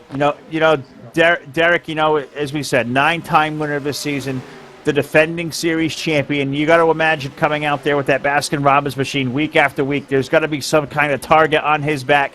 How much different do you think these guys, when they race around that 31, how much do you think these guys have a difference of the way they drive him pertaining to anybody else, knowing as he's been so dominant for so long in this series? And, to be honest, those of you that watch our broadcast, you're a part of SRA, you've been a part of the Enter 2003 community, you know that Derek Justice is arguably probably one of the best guys that still runs this game throughout the community. And it's kind of like, running against a Dale Earnhardt Sr. You want to beat him. You want to beat the guy just to say that you beat Derek Justice. And that's not to toot Derek Justice's horn, which I know I'm going to get crap for at the end of the race. But everybody wants to beat Derek because Derek predominantly always runs up front in whatever race he's in. It's just that's the quality of a driver that Derek is. So if you can say that you can beat Derek, you're doing something right. And you touched on something right there as we looked at Martin and Derek racing for that lead. I heard you say the name SRA, Joe, something at DRTV just recently become a part of the all-new Sim Racing Association, which is a collection group of TeamSpeak of many, many different leagues, 7 great leagues under one roof in TeamSpeak. And, if you check out the all-new website for the Sim Racing Association, simracingassociation.com, there is an all-time win list on there, and Derek Justice, Martin Karch, as of last time that thing was updated, those two guys were tied with that all-time win-list lead, and I know that's been some sort of a rivalry as they come into this series, but as we're racing for the championship here in 2016, this Path to Premier Scramble race number 4 tonight. 6 drivers come in eligible. 4 drivers, the top finishing 4, will advance onto the Phoenix International Raceway in another week from now for the semifinal race. And as we look up on the board, Joe, 92 laps of 117. So now with a little less than 25 laps here to go, that scramble bubble spot, that's going to become magnified from here. And as we look up and down through the field, Robert Bauckham currently leads those scramblers, currently 3rd. Ryan Johnson, Ken Hansen in the bubble spot goes to Derek Justice in that 7th position. Derek saving fuel. It may be time to save his strategy to maybe advance his way through this scramble. Which is exactly what I think he's doing. He went from the lead. He's dropped all the way back to the 9th position. He's under fire from the 10th position to Kelly Horner, even looking falling back to the 11th and 12th. And that's the bubble spot that he's getting passed by right now is Steve Looney. So who knows? I mean, Derek might be just trying to save enough fuel, maybe a little bit of tire conservation here, because we're talking about a full fuel run. So this is definitely something that is going to have to come into play here. We see the 15 of Matt Watkins all the way in the back as well. That looks like he might be saving fuel and tires as well. So I think this is going to really come down to the wire, Phil. I mean, I see a lot of these guys that are running pretty hard out there that might possibly just be trying to run for a caution that are going to have to pit. But some of these other guys, some of these more experienced and skilled racers are going to try to make this without having to make another stop. So this is really going to be interesting coming down to the finish if we don't see another caution to see who can make it and who can't make it. That's certainly going to display, dividends as to what is going to happen here is a developing situation here in the Premier Cup Series. Currently, as we sit, defending series champion Derek Justice and heavy hitter Matt Watkins. Those two drivers will be on the outside looking in. As you said, Derek on that strategy, currently in that 11th position. He was passed by Steve Looney, so that 121 Steve Looney now in the 10th spot. He's in that bubble spot, Joe, and looking forward. And, if you're a guy like Steve Looney at this point, you really got nothing to lose. You're going to have that foot down hard on the gas and looking to move forward at this point, I would think. Yeah, and honestly, I'm not entirely sure what the fuel consumption rate is with some of these guys out here, but What's alarming to me and puzzling is as I look through the back portion of this field, I see the 31 of Derek Justice back there. I see the 57 of Maverick Morrow. I see the 15 of Matt Watkins. I see the 68 of Mauricio Bedoya. Whether he has damage or not, I don't know if that's contributing to that. But I see a lot of the dominant cars that have been running up front all day running in the back. So some of these guys that are running up towards the front may not think that even saving enough is going to be able to work, and they're all anticipating having to make one more stop. And maybe these guys that are running towards the back here all think that if they clutch and save enough like they're doing, that they might actually be able to make it. So who knows what kind of strategy these guys are on. Only time will tell, and we're coming down to about 20 laps to go, it looks like. So we're getting pretty close, Phil. We're getting within that range, and we're going to start seeing some things happening. And that's going to throw all that out the window, Joe, as a yellow flag on the speedway. Yellow flag for the fourth time tonight. You know, as we talked about fuel strategy, what was going to happen there, it's going to throw all that out the window as it looks like it may be issues with the 3 car of Joey DeMann. See heavy damage to that familiar black number 3, and not sure if that thing got away, if there was contact on the racetrack. But, you know, we built up there, Joe, to that great fuel consumption. What kind of race are we going to see? And wouldn't you know, just goes all out the window here with a late caution. Well, you know what that does now, Phil? Besides getting rid of the fuel strategy, you got guys like Martin Karch, Blake McCandless, and some others that are up front now, that are up towards the front, and you got guys like Derek Justice, Matt Watkins, Mauricio Bedoya, all those guys that are mired in the back that are going to have to get through a lot of traffic. We'll probably get back to green here with about 15 laps to go, I'd say. So this is going to be interesting to see how long it takes those guys that have been up front all day that are currently in the back that are going to, how long it's going to take them to get themselves back up to the front. So who knows? This is going to be interesting, but as we ponder that thought, I know TV Time Rich has a replay ready for you guys, so we're going to throw it down to him, and we'll look and see what brought out this latest caution. Yeah, you know, there's a lot of band members out there that went solo some point in their life, but tonight Joey DeMann's solo act doesn't do anything for him. We're going to keep our eyes on the number 3 as he rolls into the corner, goes in a little hot and heavy.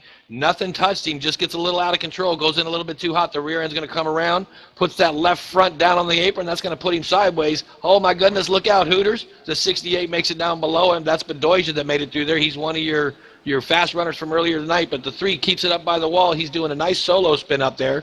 Everybody else is able to get around him. No other cars are involved, but he's going to bring it back down to the apron and get that car to a final stop, get it pointed in the right direction. Lots of damage on the number 3. Tough break for Joey DeMann tonight. Back up to you guys. Yeah, all right.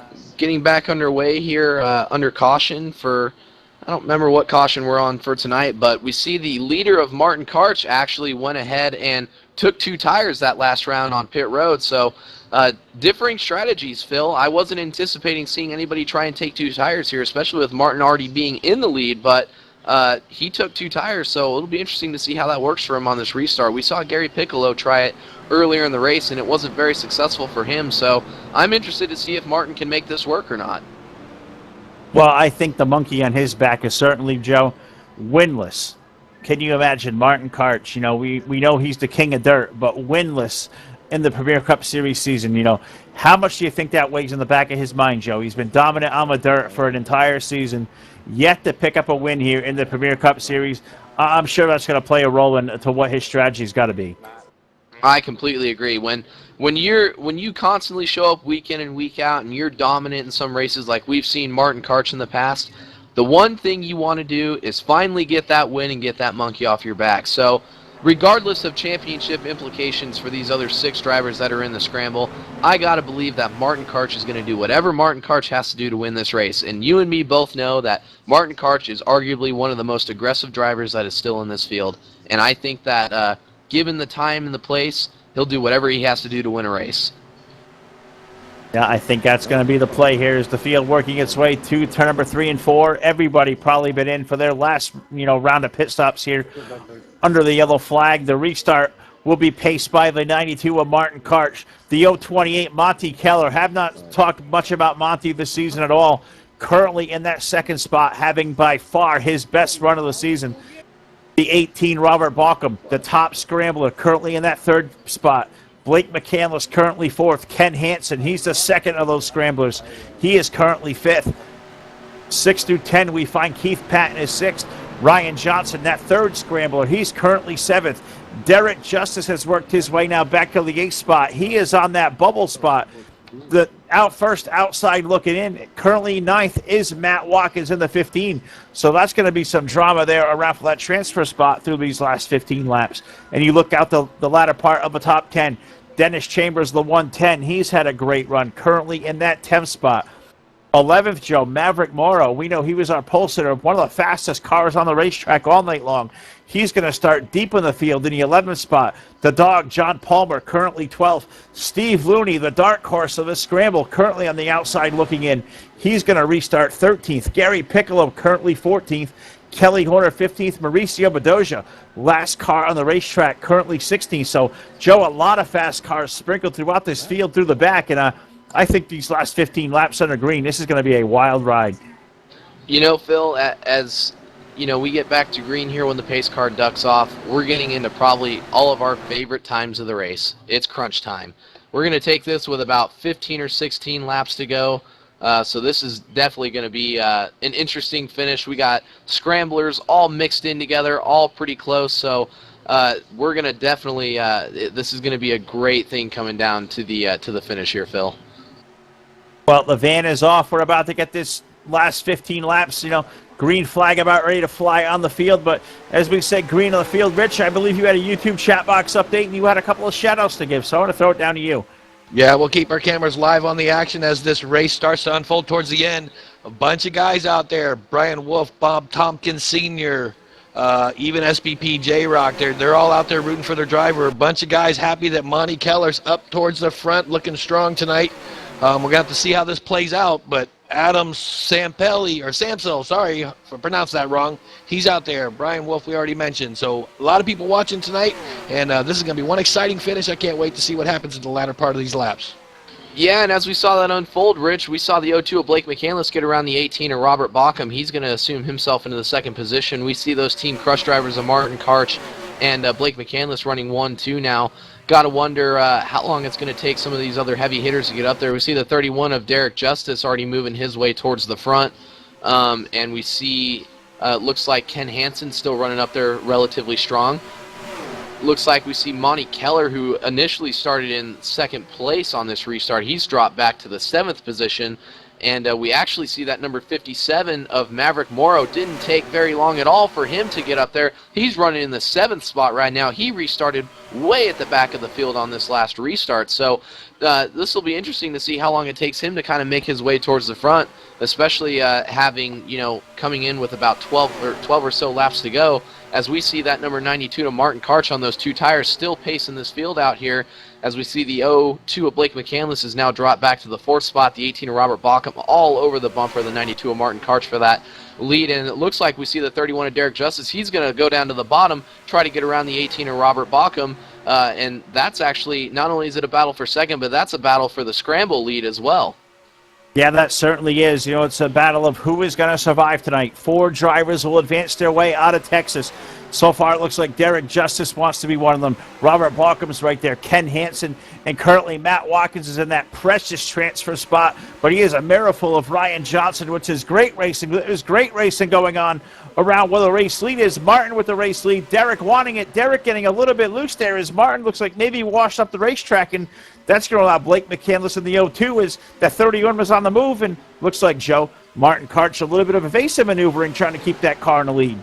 Oh, that 92 on those two tires, we said it before we got back to green. He's going to do everything he can to stay out front. He's got his teammate, the 02 of Blake McCandless, all over his bumper. We see the 31 of Derek Justice now trying to get underneath the 02. And what did I tell you, Phil? That 57, Maverick Morrow, just moving himself into the 4th spot. Been dominant all race. It took him no more than 5 laps to get himself back up there. As we see Derek in the wall, the 92's through the grass. Nobody else is collected. The 02 of Blake McCandless now assumes the lead as we see the 57 of Maverick Morrow now moves himself into the 2nd spot. That was just some terrific driving up to the front of the field. We've seen the 92 loose, the 31 loose.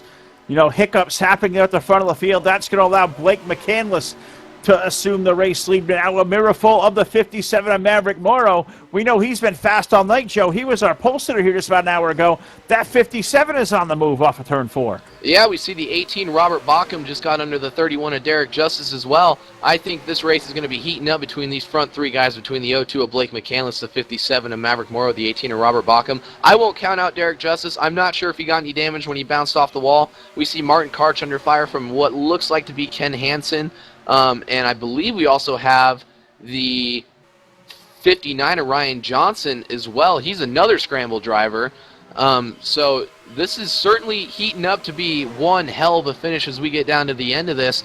Looks like Blake McCandless actually able to maintain a little bit of a lead out front as we're coming down with about 7 laps to go here when we go across the line this time around. So this is definitely going to heat up to be something interesting, Phil.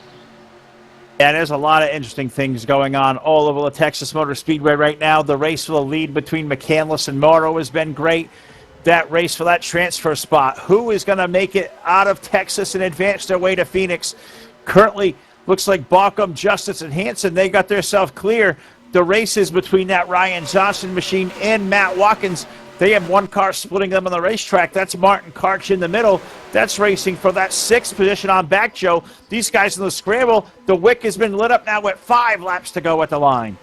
Yeah, the scramble race is heating up as it looks like Martin Karch goes all the way to the outside. That's going to open the door for Matt Watkins as well as Steve Looney. So this race is really heating up back there for those guys for that transfer position, Phil. It is absolutely bedlam back here. Looney all over the back bumper to Watkins. Those 2 drivers currently on the outside looking in. They got a second gap between them and that transfer spot. That being the 59 of Ryan Johnson, rather. Those guys on the move. Ryan trying to hold that transfer spot in tow with that lead draft as Hansen now. He's going to work his way around the Justice machine. That's racing inside that top 5, Joe.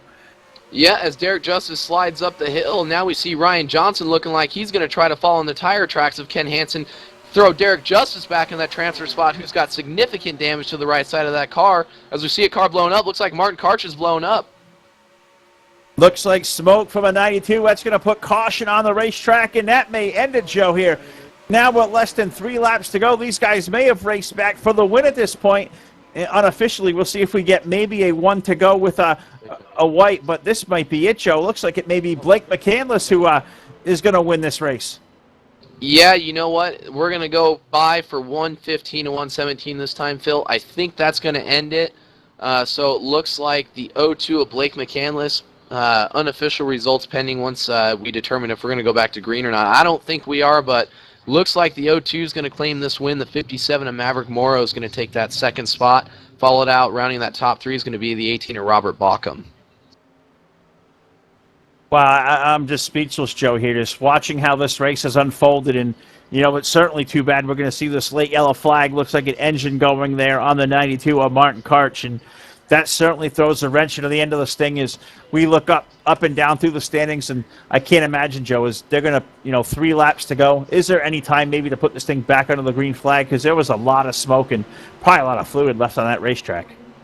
Yeah, there's going to be a lot of cleanup involved. I don't see any lap cars. We could potentially have a quickie yellow, but I'm not going to anticipate it. We're going to have to look at maybe getting the 1 to go this time by if that's going to be the case, and I just don't see that happening.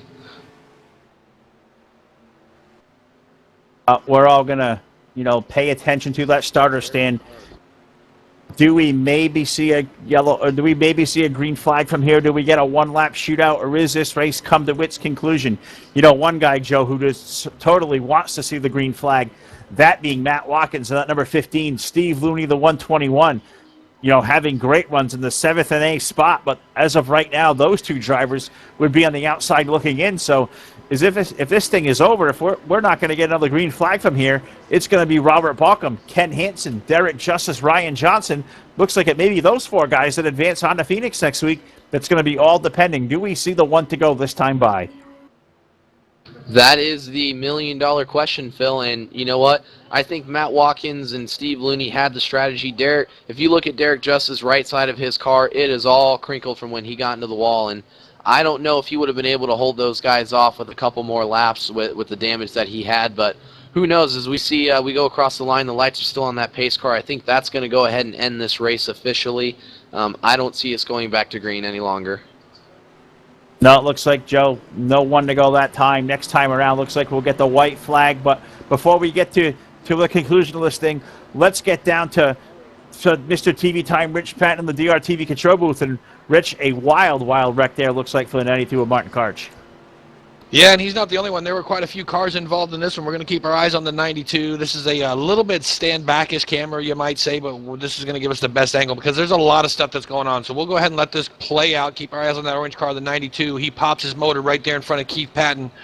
Looks like everything's going to be under control. He gets down on the apron, and that pink car that hit him is going to be the 21 of Kelly Horner. We get a little closer now with the camera view. That's going to send the 68 of Bedoya right into Kelly Horner as well. We're going to go ahead and switch this back. Watch these two make contact there. But we even have more trouble back here behind them a little further back, as we also saw quite a few other cars getting involved. Keep our eyes on Bedoya as he's going back. Let's move the camera back there to Bedoya, if we can get it back there. There we go. And we'll play this out a little bit because we also saw a couple other cars getting involved as well. Bedoya's taking it down towards the inside. Looks like a little bit of contact there. That looks like John the Dog Palmer. Also, we see Monty Keller coming into the play right there. He's going to tag the 92 as well. That's going to send them all around and upside down. Let's get down a little bit closer and so we can see what's going on with them. Tough break for Monty Keller tonight. Also hit Martin Karch very, very hard. Obviously, that's going to destroy both of their nights. Martin Karch is all destroyed. Monty Keller's up in smoke as well. Bunch of damage on both of those cars. Tough way to end the night tonight for those. You see Martin Karch's car just disappear. He basically got out. He's done. And it looks like Monty Keller is also done for the night. Tough break for these guys right at the end of this event, guys. Back up to you.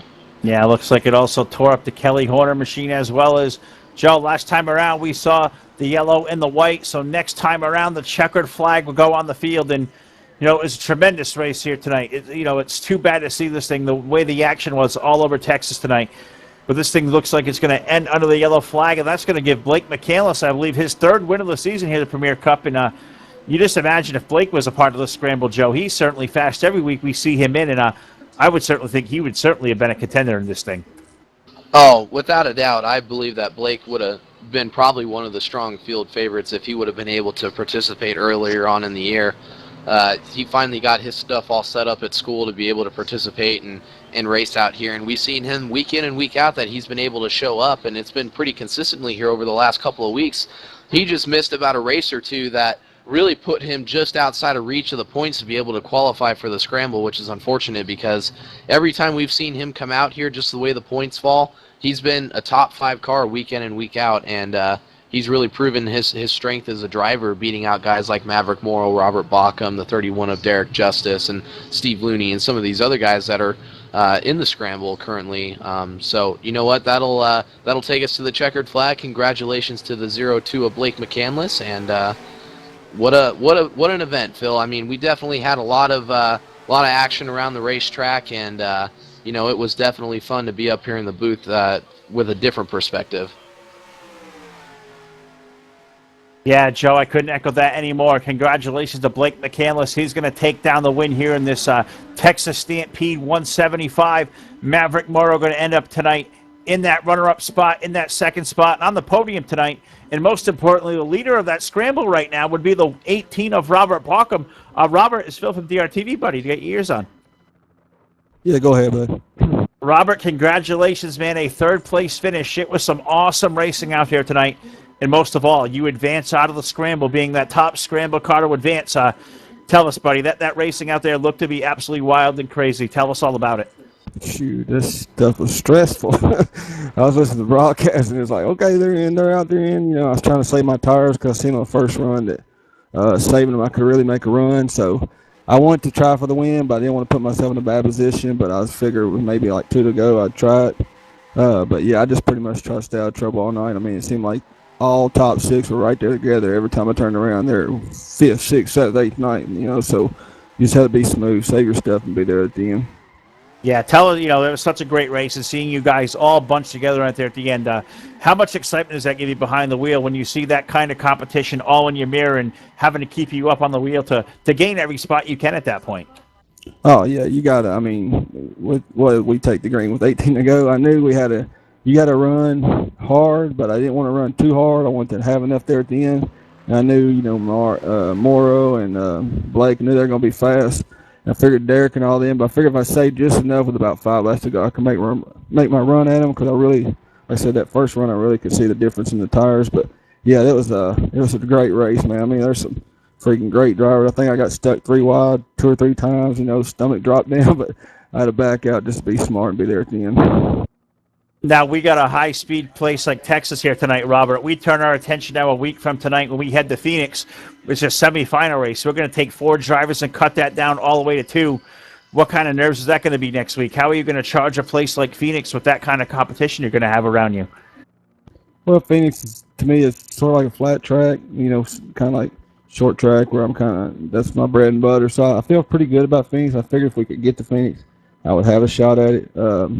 I also figured that at Martinsville too, but I lost fourth gear at the start of the race. So, I just want to try to stay out of trouble, be there at the end, and then leave it. I'd like to be there at the end and leave it in my hands. That way, if I leave there not in the top 2, then I know it's my fault. If I leave her in top 2, I know it's my doings too. So. Well, Robert, again, congratulations on an awesome run here, a third-place finish. I know you got a lot of people out there watch you, and sponsors would like to thank. So I want to give you the microphone one last time to give a shout to all your friends and your buddies out there. Oh, I appreciate it. First thing I want to do is thank DRTV, and I want to give a shout out to Todd. I think I've seen on Facebook that he's going through some trouble, so I want him to know we're thinking about him. And then I want to tell my dad it's his birthday day, so happy birthday, Dad. And then I want to give a shout out to the Apple Collision Center guys. My companion in the office there, Jess, he always watches me and cheers me on, and Willie, so I appreciate them guys. And of course, my wife and daughter, they cheer me on in the background here too, so it's pretty interesting. All right. Well, Robert, once again, buddy, great job on a third-place finish, and man, I can't wait to see what's going to happen here at Phoenix next week. So good luck, buddy. We'll talk to you again real soon. Thanks, guys. All right, Robert Bauckham, they're going to finish up in that second spot tonight, and as you said, we usually, it's kind of a humble spot here. Is I usually throw our runner-up for an interview over to our buddy, Mr. Too Tall, Todd Stanton. Unfortunately, not here tonight. And Todd going through some times right now. Just became a new father, and it looks like there's going to be some troubling times there with the new baby and whatnot. So, Todd, our hearts and our prayers are all with you out there. But Joe, I know we got Maverick Morrow here going to be talking to here in a second. Let me throw it over to you, and let's talk about this runner-up finish. Yeah, I just caught up down here on pit road with the 57 of Maverick Morrow. Maverick, long time no see, bud. It's good to see you back out on the racetrack. You were, for the first half of that race and even portions of the second half of the race, really the dominant car out front, really had your stuff figured out. What was it like out there? It looked like there was a lot of hard racing around, a lot of tire conservation, even some fuel strategy. So what was it like from the driver's seat?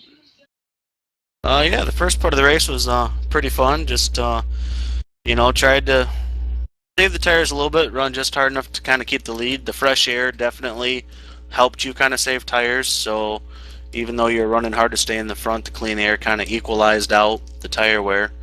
And then, yeah, as the race went on and fuel strategies, started happening, I was good to go. I was not going to have to stop again when that last caution came out. So I felt like I was in a really good position, but, when the caution did come out, it kind of, being mid-pack there kind of really hurt. Yeah, we saw you all over the back bumper of the O2 of Blake McCandless there when you guys were running with a couple laps to go. Thought maybe you might have had something for him, maybe just saving your stuff a little bit. And were you setting up a move at all? Or did you have anything in mind with what you were going to try to do before we caught that last caution there? Anything that you were going to look at trying to do to get around him? Actually, yeah, I'd taken a few laps to kind of cool my tires behind him, and I was just inching up on him, trying to hopefully maybe be able to hang a little lower than him on a corner exit and try and get a run on him down on the bottom side. So I was definitely getting ready to try and make some moves, but, caution came out and, he deserved the win. He had the right strategy and had good speed and, right place, the right time. Well, you know as well as I do that Texas is one of the most brutal tracks that you can race on, and I heard that you just came back from foot surgery. So how's the foot feeling? It's a fractured leg. No surgery on it yet, but it's still swollen after 3 weeks. So I'm getting some of my mobility back into it, but it's still challenging to race with it. But it's healing up pretty good. Well, that's good. Well, it didn't seem like it affected you too much tonight, obviously. And one last question, obviously you're not one of the drivers in the scramble currently, so tell the fans and the viewers out there what it's like being one of the drivers out there, racing drivers that are in the scramble. Does it change your outlook on how you race this race? Do you give those guys a little more give and take knowing that they're running for a championship, or is it all kind of ran the same as if it was week one, per se, at the beginning of the season? Nah, I'll run them even harder because they have more to lose than me. Great answer. But, all right, well, that's our second place finisher, the 57 of Maverick Morrow. Maverick, I'm going to hand the mic to you. Any sponsors, teammates, any friends, family that are watching, anybody you want to thank, the mic's all yours, buddy. Just thank you guys once again for, providing us for, with a fun place to race, thank Oreo for sponsoring the car. It's a sharp-looking car and having a lot of fun running it. And it's been fun doing these last two races, 2 seconds. Hopefully we can get a first here in the next 2 races. All right, well, that's your second place finisher, the number 57 of Maverick Morrow. Always a pleasure seeing him on the racetrack and catching up with him afterwards. And it looks like now we're going to throw it down to Mr. TV Time Rich Patton, who's caught up to our race winner down in Victory Lane with the 02 of Blake McCandless. Yeah, I made it down here to this tough crowd. Blake, race winner today. What's up, buddy? How you feel? Feeling pretty good, Rich. Wow, what a race. Got caught there on an unlucky caution right there, and I guess it was somewhat my fault for getting in the back of the 68 there. I had a run on him and thought I could get under him, or he should have moved and whatever, but got stuck in the back there and just was able to push through it. Had to adjust some strategy there to be able to catch back up and run up front there. And the rest of it just kind of fell our way. We got some lucky cautions that was able to catch me up on fuel and tires when I was running hard and everybody else wasn't. So, some things definitely had to fall my way, but it was definitely a great effort here by these 02 Bojangles guys. It was definitely a lot of fun racing with a great crowd tonight. Yeah, you couldn't have said it better. There was a lot of drama out there on the track. A lot of scenarios and situations started to change as cautions flew, as some didn't. And, as race leaders changed and you get different people up front, and then, you end up at one point, the entire, scramble for the championship was all over the place. People you thought that wouldn't make it were in the back. People you thought that had it locked up were in the front. Did any of that concern you? Did you race any different knowing that 6 guys were out there fighting for their lives to stay in the championship? Or was it all about this race for you and you're just doing what you had to do to get where you needed to be? Oh, absolutely not. I'm not caught up in all the drama and all the schemes made up to do this championship. Once the green flag drops, everybody's out there. We're all trying to be the first ones back to the checkered. So that didn't play in my mind at all. I'm not here to prove I'm a great driver, not to be a champion in a type of format. I understand that it creates a lot of excitement, and I think that's really good for the series. But since I'm the guy outside of it, it doesn't really affect me at all. I'm here to race. I'm not here to run in the back or run to survive. I'm here to win. And I'm glad I was able to hopefully showcase that tonight. All right, well that's definitely one heck of an answer from a guy from the outside of the chase or the scramble. I'm gonna get yelled at later, Blake, for saying chase, but the scramble, one heck of a race tonight. You ended up at the right spot. You made all the right calls, evidently, that put you in the perfect place. Was you concerned about going green that last time, or did you think you had it wrapped up when you took that final caution? I was worried about it going green. I saw that I just crossed the line. Right when we were coming to 4 to go, the yellow dropped right before I crossed it. So I was a little bit worried about whether we were going green again because I kind of had to drive my way up there past Maverick and all them, and again just caught a lucky break when Martin and Derek were kind of going crazy up there battling for the lead, which I guess in a way was exciting to watch, in other ways not. But Maverick was chasing me down. There's no doubt it would have been. May not be talking to you guys at this section of your broadcast if that race continues to go green, but again, that's racing. It just happened to go my way today, so I won't deny that luck. Yeah, definitely one heck of a finish. Maverick was the class of the field throughout most of the race tonight, and he ended up way in the back and made up a lot of ground. And ended up right there behind you. So great racing, great calls on your pit strategy and everything else you did tonight. Hats off to you for winning this race tonight, man. It was a good job. And we're going to go ahead and give the mic to you one more time. The floor is all yours. Congratulate who got you here. All right, I'd like to thank all my friends and fans for watching. I guess some of my colleagues at Gardner Webb men's basketball. Check us out. We're playing Southern Methodist on Friday. Should be a good game. My friend Elvis, my boy. Team Crush. You guys are a great group of guys to race with. Great teammates. Makes coming out to these races fun and being able to run with a great competitive team. And last but not least is DRTV staff that. Y'all's work definitely goes very underappreciated, and the effort that goes into making these races happen and these broadcasts is available to broadcast to all different people that tune in. So hats off to you guys for putting on this great show, and hats off to the rest of the drivers. It's a great field to be a part of. It was a lot of action, a lot of fun, a lot of green flag racing. So really just a quality night all around. I know I'm the winner, but I think everybody has something to be proud of for putting on a great show tonight. All right, well, there you have it, guys. Your race winner today, that's going to be Blake McCandless in the 0-2. We're going to let him get back to his crew and family to do some celebrating, and we'll send it back up to you guys in the booth. What a heck of a race today. Oh, man. Joe Allen, all the anticipation that came in tonight, around the scramble, having an elimination race in a place like a Texas. This is not no dog and pony show. NASCAR could wish for this kind of drama with that thing that Rich would call the chase. This is the scramble, man. And if this is going to live up to any kind of billing like we've seen here at Texas tonight, I think we get the Phoenix next week. We are going to be in for one heck of a ride. That is going to be a lot of fun next week. I completely agree. I think this race lived up to the hype that was built up around it. I mean, we saw the scramble positions within, I think one car of each other potentially, even close to it. I mean, this was everything that I hope the fans were looking for when they tuned in to watch this race. And, hats off to the 0-2 of Blake McCandless. I've been really good friends with Blake for years and years, so good to see him get a win on DRTV. And hats off to all the other drivers for putting on a hell of a show like they did. Congratulations to the 4 scramble drivers that are advancing on to round 5 at the Phoenix International Raceway. And thank you to all of our viewers out there in YouTube land for coming out and checking us out and getting the name out there and supporting DRTV. You guys don't know how much it really does mean to us to have all you guys tune in and watch us. We do really appreciate it. It makes our job worthwhile to come out here and put on a hell of a show for you guys. All right. Well, Joe Allen, great to be up here in the booth again with you tonight. And, Rich Patton, as always, did a great job. Next for us here on DRTV, 1 week from tonight. Yeah, this Scramble Madness continues. The Premier Cup Series at the Phoenix International Raceway. 4 drivers will remain.